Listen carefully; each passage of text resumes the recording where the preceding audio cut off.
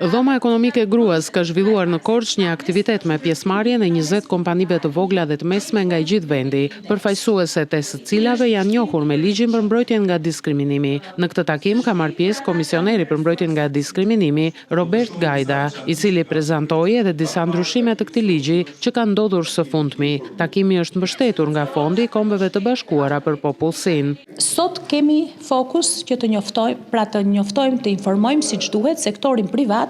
e para mbi politikat miqësore ndaj familjes, nga ana tjetër mbi ndryshimet demografike të Shqipërisë dhe roli që kanë ose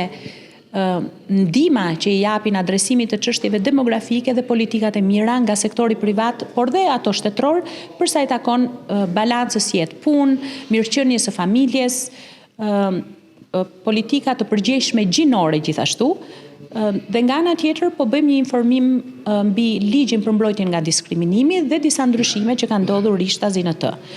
në praninë e komisionerit për mbrojtjen nga diskriminimi. Për të informuar jo vetëm pronarët e kompanive, por nga ana tjetër edhe për të treguar dhe zhvillimet më të fundit, të cilat jo detyrimisht janë të ndjekura në mënyrë konsekuente nga të gjithë për arsye të ngarkesave të ndryshme në punë. Gjatë takimit u prezantuan edhe raste konkrete të ndodhura në kompani të ndryshme, si dhe mënyrat e përballimit dhe zgjidhjes së tyre, ndërsa theksi është vënë te përpjekja për negociata në rast të një problematike, para se palët të përballen me gjykatat për zgjedhjen e një zgjidhje.